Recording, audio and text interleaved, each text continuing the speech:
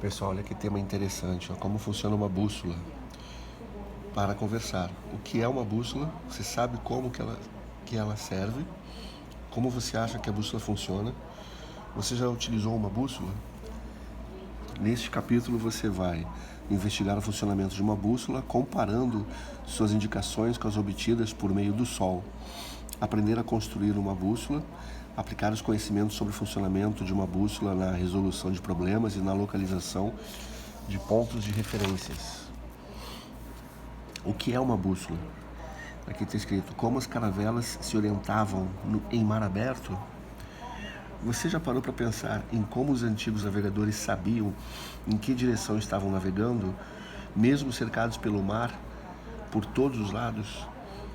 Como você acha que eles conseguiam explorar novas terras e voltar para casa? Eu sei, eles podiam se orientar pelo movimento aparente do Sol. Claro, como fizemos no capítulo passado. E quando os dias estavam nublados ou em dias de chuva, a orientação pelo movimento aparente do Sol, com observação da sombra de um gnomon ao longo de um dia, é uma ótima forma de encontrar as direções cardeais, mas depende de condições meteorológicas. Em um dia nublado, por exemplo, não se forma uma sombra definida de um gnomon e a técnica não pode ser usada. Assim, a bússola é um instrumento muito útil para a orientação. Sua primeira versão tinha a forma de colher e foi desenvolvida pelos chineses no século I. Um modelo mais aperfeiçoado foi muito usado pelos grandes navegadores no século XVI.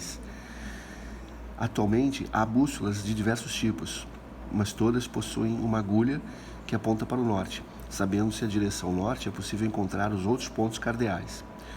As bússolas geralmente têm um desenho da rosa dos ventos sob a agulha, o que facilita a identificação dos pontos cardeais e dos colaterais. Glossário: condição meteorológica, estação da atmosfera, estado da atmosfera ou sequência de estados da atmosfera, temperatura do ar, pressão, umidade e etc. Você lembra como fazemos para encontrar pontos cardeais com base na indicação do norte? Converse com um colega. Aqui você se coloca à direita, onde nasce o sol, e em frente a você é o norte, atrás é o sul, e à sua esquerda é o oeste, norte, sul, leste, oeste. Bússola com desenho da rosa dos ventos, conectando. Em geografia, você viu como os pontos cardeais e os colaterais foram muito importantes para que o ser humano pudesse se localizar a partir do Sol, das estrelas e de outros astros. O ser humano criou instrumentos de geolocalização que o ajudaram a explorar mais lugares no mundo. Faça você mesmo. Para entender o funcionamento de uma bússola, nada melhor que construir uma. Você aceita o desafio? Em casa, pesquise pelo menos 2 formas de construir uma bússola caseira usando materiais acessíveis. Leve sua pesquisa para a escola e compartilhe com seu grupo. 1. Registre no caderno as 2 formas que seu grupo julgou mais interessantes e mais simples de serem construídas. Sejam elas as formas que você pesquisou, sejam formas pesquisadas por seus colegas. 2. Agora escolha uma das opções selecionadas e registre a seguir o processo para construí-la. Letra A. Do que vamos precisar? B. Como vamos fazer? 3. Desenhe a bússola construída por seu grupo. 4. Explique para a turma como funciona a bússola construída por seu grupo. 5. Tente aproximar sua bússola de um ímã. O que acontece? Como você descobriu em sua investigação, a bússola é um instrumento simples. Ela é composta de uma agulha magnetizada que gira sobre um eixo que se movimenta livremente. A agulha sempre gira de forma que uma extremidade, geralmente pintada de vermelho, aponte para o norte, como se fosse atraída por um ímã. Mas isso só ocorre quando a agulha está magnetizada. Uma agulha simples não seria atraída e a bússola não funcionaria.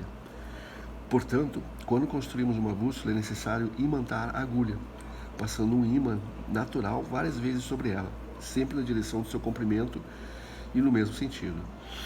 Quando aproximamos uma bússola de um ímã, a agulha é atraída pelo ímã e não aponta para o norte como de costume. Como funcionam os ímãs? Eu adoro brincar com ímãs, eu também. Parece mágica, não? E achei tão legal descobrir que a agulha da bússola é um ímã. Eu também. Mas por que será que ela aponta sempre para o norte? Você já aplicou com ímãs? Comente com o colega como foi essa experiência. 2.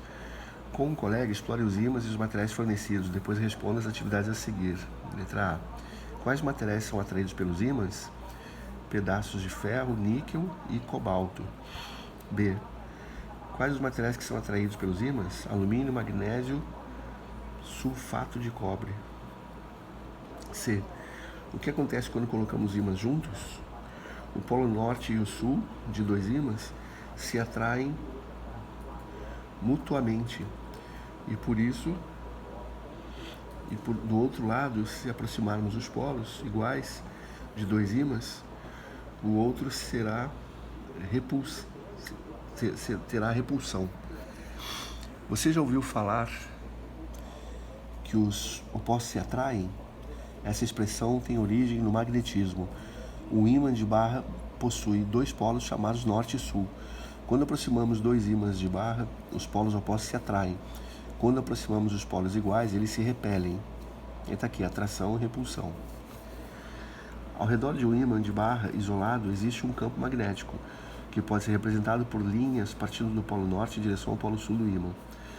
Qualquer ímã ou material ferromagnético que se encontre dentro desse campo se alinhará com as linhas de campo magnético com o polo norte na direção do polo sul e vice-versa. Isso pode ser visto com a limalha de ferro.